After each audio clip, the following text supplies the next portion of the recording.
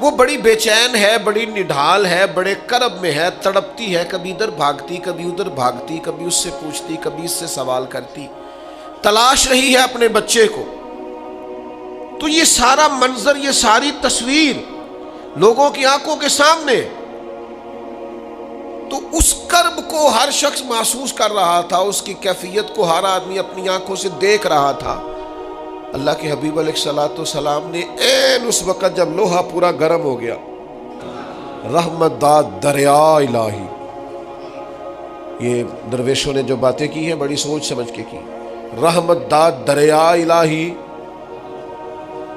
ہر دم، رحمت داد دریا الہی ہر دم وگدا ہے۔ میں نے اگلا شعر نہیں پڑھنا، اتنا ہی ایک مصرے پہ بات کرنی ہے صرف، رحمت داد دریا الہی، اگلا مصرع نہیں کہنا۔ اس کا معنی کیا ہے سمجھو؟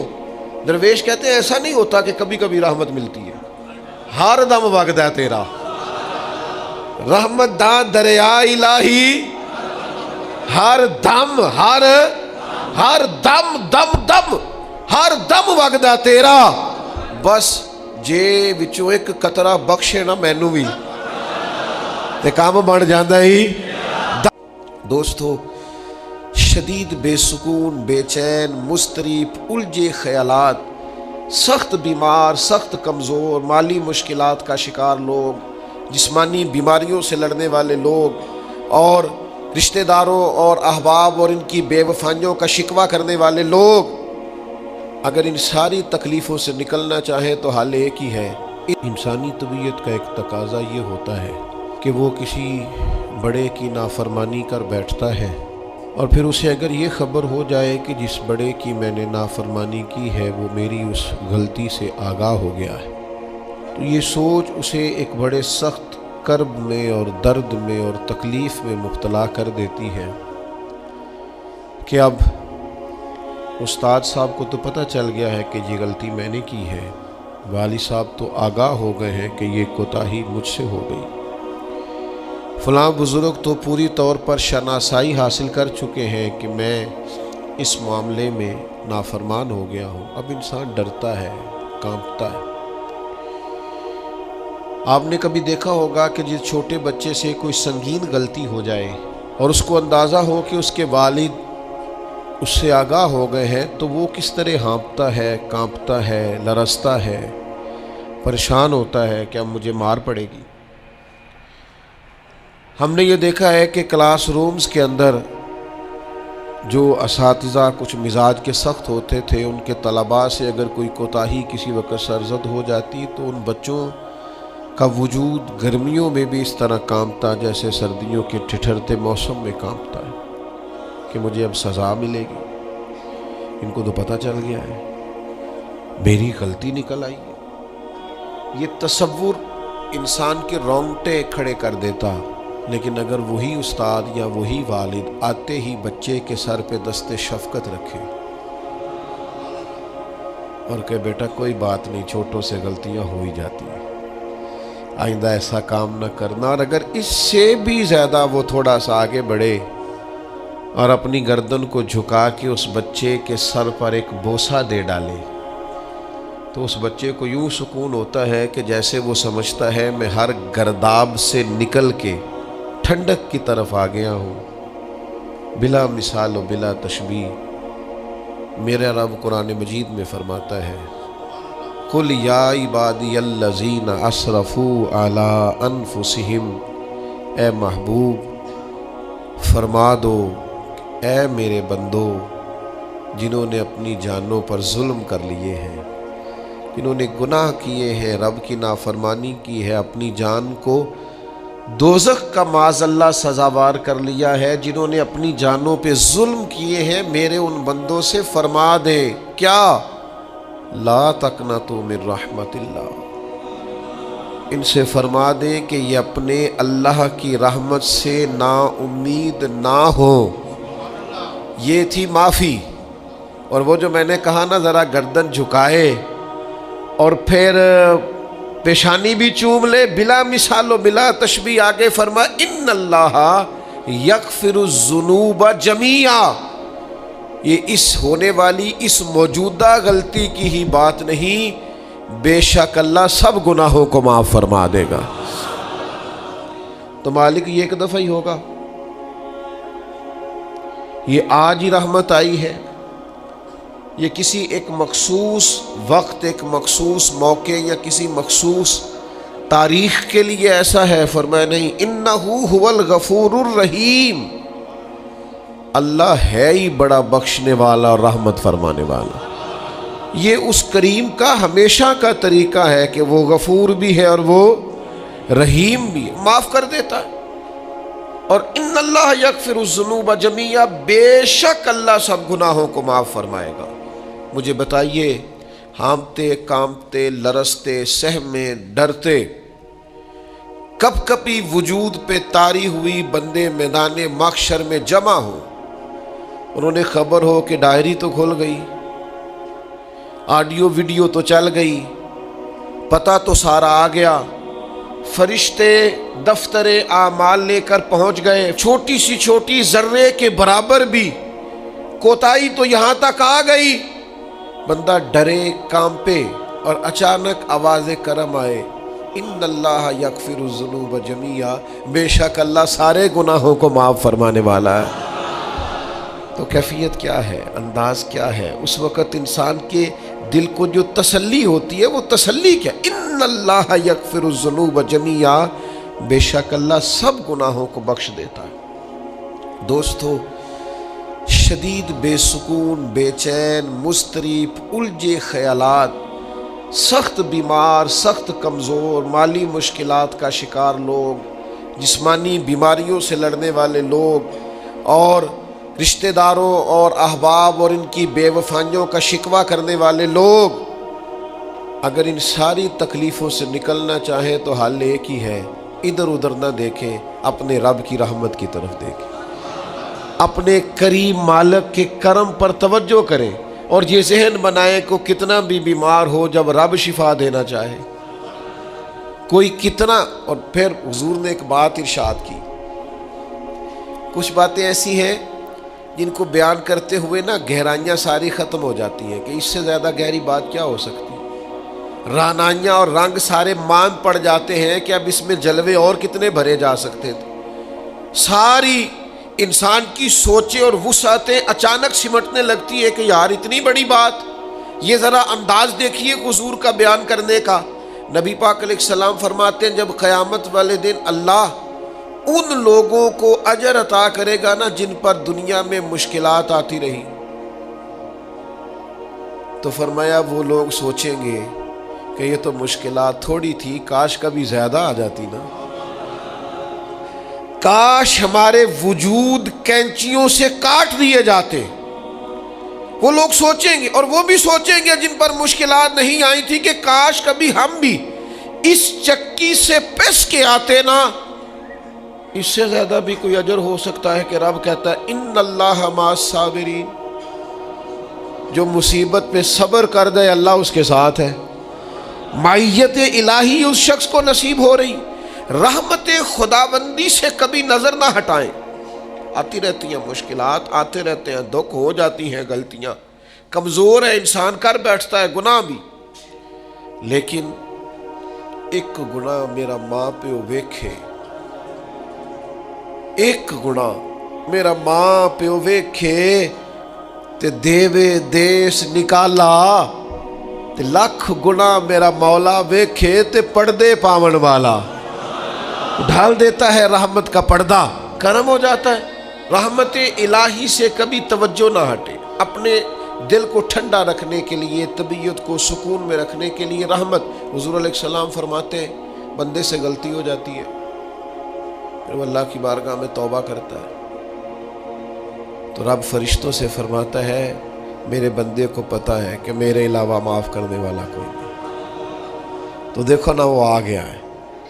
تو فرشتے اپنے مالک کی بات کی طرف متوجہ ہوتے ہیں تو رب فرماتا ہے گواہ ہو جاؤ میں نے اسے معاف کر دیا ہے۔ حضور فرماتے ہیں اس بندے سے پھر غلطی ہو جاتی ہے، وہ پھر عرض کرتا ہے مالک بھول گیا تھا، غلطی ہو گئی، خطا ہو گئی، گناہ ہو گیا۔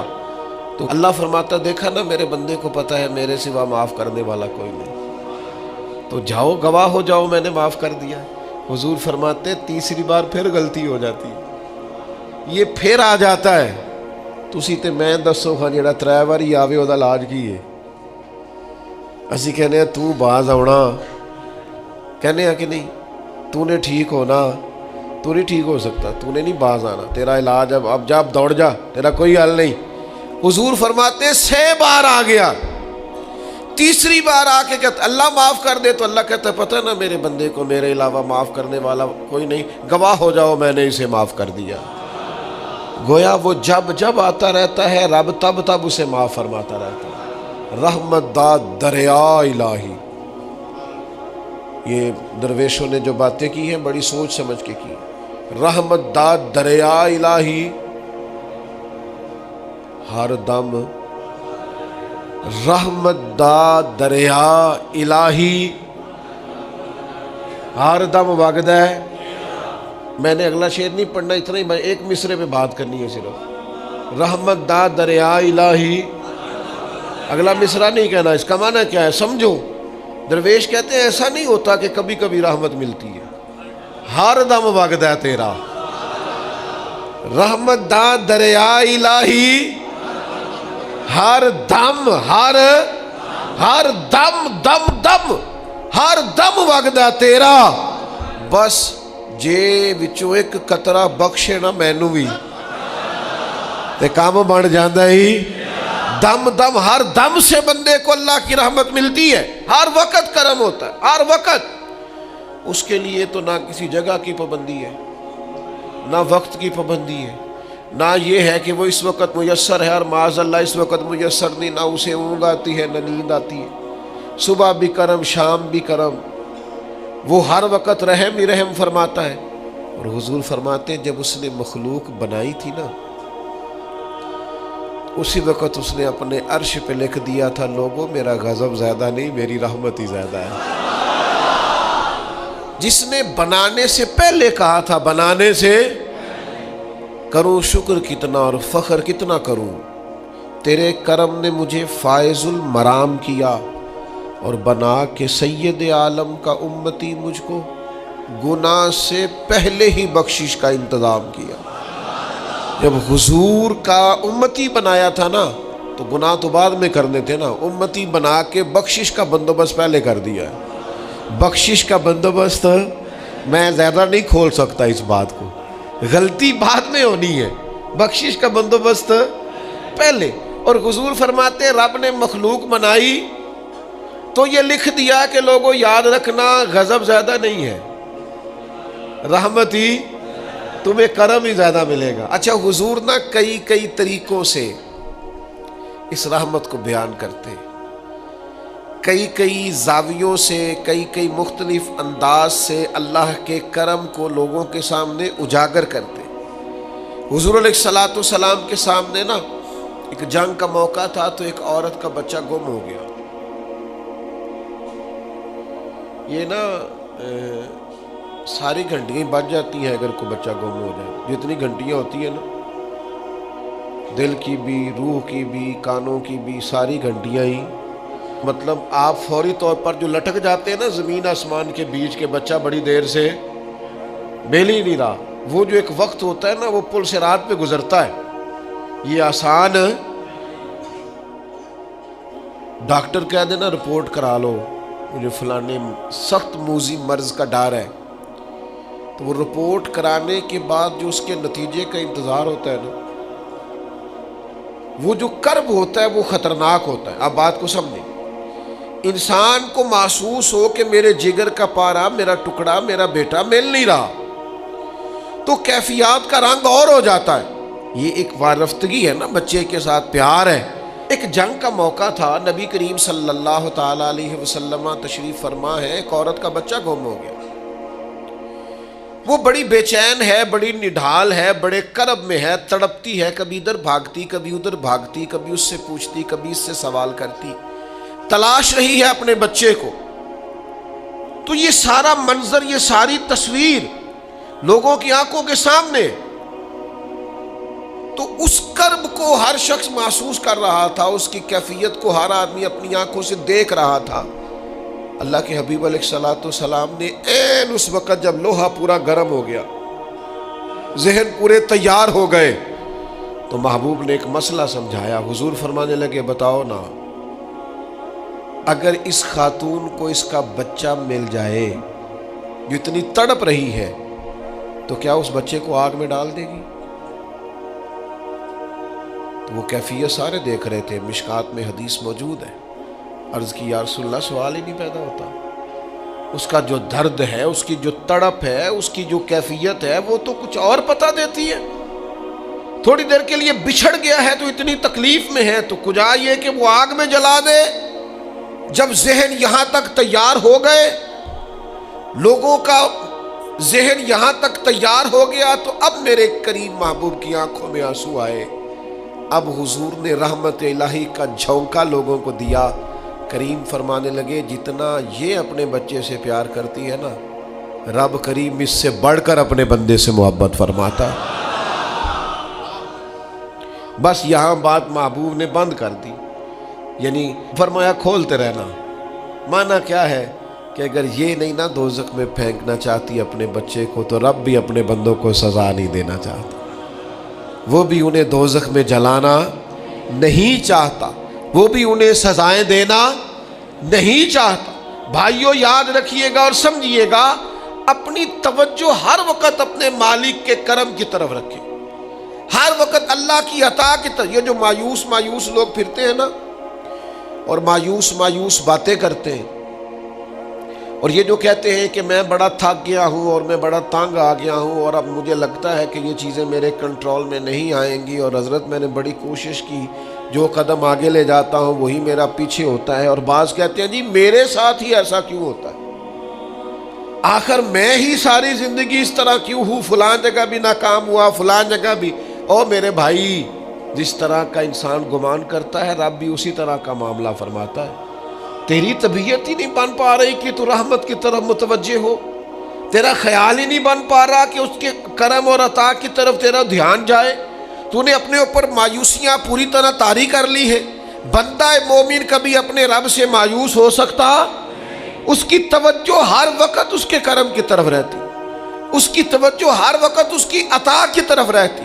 دیکھیں نا، بعض لوگوں پر یکدم کرم آیا، چھایا، صحابی رسول ہے، ولیوں سے، غوثوں سے، کتبوں سے، ابدالوں سے، تمام تابعین سے، محدثین سے، مفسرین سے افضل ہیں، لیکن صحابی کتنی دیر کے ہیں؟ شاید 2 گھنٹے کے صحابی، 2 گھنٹے کے، ادھر آئے ہیں، ادھر کلمہ پڑھا ہے، ساتھ ہی جہاد کیا ہے، ساتھ ہی شہادت ملی ہے۔ صحابی 2 گھنٹوں کے ہیں، صحابی 2 گھنٹوں کے ہیں، لیکن تمام مفسرین، محدثین، اولیاء، صوفیاء کے امام ہیں۔ کیوں؟ اس لیے کہ کرم کرنے والا کرم کرتا ہے، اس نے جاتے جاتے ایسا کرم کیا ہے کہ 2 گھنٹے کے اندر اٹھا کے امت کا امام بنا دیا ہے۔ یہ تو رحمت کی برکھا ہے، یہ کسی وقت بھی برس جائے گی، یہ تو کرم ہے۔ دیکھیں نا، ان لفظوں کا آپ ذرا حسن دیکھیں۔ نبی کریم علیہ السلام فرماتے ہیں بندہ ساری زندگی جہنمیوں والے کام کرتا ہے، دوزخیوں والے کام کرتا ہے، سزا والے کام کرتا ہے، لیکن جاتے جاتے نا کوئی ایسا جملہ بول دیتا ہے آخر میں کہ اس کی ایک بات کی وجہ سے نا اللہ اس کے لیے جنت کا فیصلہ فرما دیتا ہے۔ ایک بہت بڑا ظالم گزرا ہے تاریخ اسلام میں، بڑا ظالم تھا، اس کا ظلم بہت زیادہ تھا، لیکن حضرت انس بن مالک فرمایا کرتے تھے، یہ اس کی ایک بات بڑی مجھے عجیب لگتی ہے، اس نے آخر میں ایک جملہ کہا تھا، ظالم بڑا تھا، اس نے آخر میں ایک جملہ کہا تھا، اس نے کہا تھا مالک میں نے ظلم کیے پر میں شرمندہ بڑا ہوں، اور یہ لوگ مجھ سے کہتے ہیں کہ میرے گناہ تیری رحمت سے زیادہ ہیں، مجھے بتا میرے گناہ تیرے کرم سے زیادہ تو نہیں؟ حضرت انس بن مالک فرماتے ہیں اس کی بات سن کر میرے دل کو چوٹ لگی، مجھے یوں لگا اس نے منا لینا ہے رب کے کرم کو۔ او میرے بھائی، اللہ کی عطا سے زیادہ تو نہیں، اس کے فضل سے زیادہ تو نہیں۔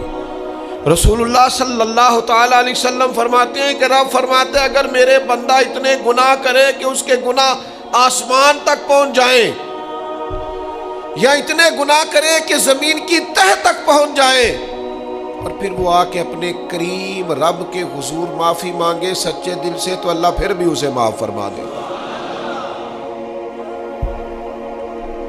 شرط اتنی ہے کہ تو آتا ہی نہیں، تو معافی مانگتا ہی نہیں، تو پھر بھی لوگوں کو مناتا ہے، اسے مناتا ہی نہیں جسے منانا چاہیے۔ مصیبت میں بھی اب یاد خدا ہم کو نہیں آتی، دعا منہ سے نہ نکلی، جیبوں سے عرضیاں ہی نکلی، مختلف محکموں میں درخواستیں دیتے ہو، مالک کے حضور دعا ہی نہیں کرتے۔ جس کریم کی بارگاہ میں جانا چاہیے، جہاں سے کرم ہونا ہے، جہاں سے عطائیں ہونی ہے، اس طرف متوجہ ہی نہیں ہوتے، اپنے کریم کو منانے کی صحیح نہیں کرتے۔